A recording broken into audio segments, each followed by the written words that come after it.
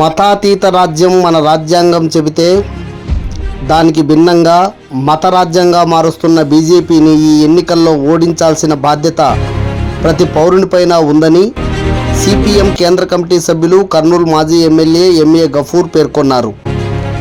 శుక్రవారం కర్నూలు నగరంలోని గడియారం ఆసుపత్రి వద్ద ఉన్న సిపిఎం ఓల్డ్ సిటీ కార్యాలయం ముందు సిపిఎం సిపిఐ పార్టీలు బలపరిచిన కాంగ్రెస్ అభ్యర్థుల గెలుపును కాంక్షిస్తూ సిపిఎం కర్నూలు నియోజకవర్గ కార్యకర్తల సభను నిర్వహించారు. సిపిఎం ఓల్డ్ సిటీ కార్యదర్శి ఎం రాజశేఖర్ అధ్యక్షతన జరిగిన సభలో సిపిఎం కేంద్ర కమిటీ సభ్యులు కర్నూలు మాజీ ఎమ్మెల్యే ఎంఏ గఫూర్తో పాటు సిపిఎం రాష్ట్ర కార్యదర్శి వర్గ సభ్యులు కె ప్రభాకర్ రెడ్డి, కాంగ్రెస్ కర్నూలు పార్లమెంట్ అభ్యర్థి రామ్ పుల్లయ్య యాదవ్, కర్నూలు అసెంబ్లీ కాంగ్రెస్ అభ్యర్థి షేక్ జిలానీ బాషా, కాంగ్రెస్ పార్టీ జిల్లా అధ్యక్షులు బాబురావు పాల్గొని మాట్లాడారు. రాజ్యాంగం సెక్యులర్ రాజ్యాంగం. ఫ్రాన్స్ అంటే అనేక దేశాలు ప్రపంచంలో కొన్ని అక్కడక్కడ ఇస్లామిక్ రిపబ్లిక్ పేరుతో కొన్ని దేశాలు ఉండొచ్చు తప్ప ప్రపంచ అనుభవం ఏం చెప్తుందంటే మతం అనేది వ్యక్తిగత విశ్వాసం. నువ్వు ఏ ధర్మాన్ని పాటించాలా, ఏ ఆరాధన పద్ధతిలో దేవుని పూజ చేసుకోవాలా నీ ఇష్టం. దాంట్లో ప్రభుత్వం జోక్యం చేసుకోకూడదు, ఏలు పెట్టకూడదు.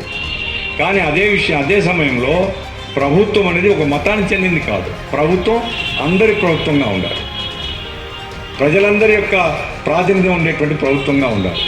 ఒక మత రాజ్యాంగంగా కాకుండా సెక్యులర్ రాజ్యాంగంగా పెడితేనే భారత ప్రజానీకం అందరూ కలిసి ఉండడానికి ఇది ఉపయోగపడుతుంది అనేది చర్చించిన తర్వాతనే సెక్యులర్ రాజ్యాంగం మార్చుకున్నాం.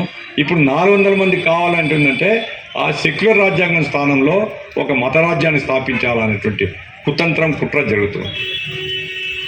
జరపండి, ఏ పరీక్షలో కనుక ఇది ఆమోదం తెలితే మీరు పబ్లిక్గా ఏ శిక్షణ వేయండి మాకు అని అడుక్కున్న వీళ్ళ పట్ట కొట్టి అక్కడ చెప్పేస్తారు. అక్కడ ఆ తర్వాత పరీక్షకు పంపించారు, అది మేక మాంసం అని తేలింది.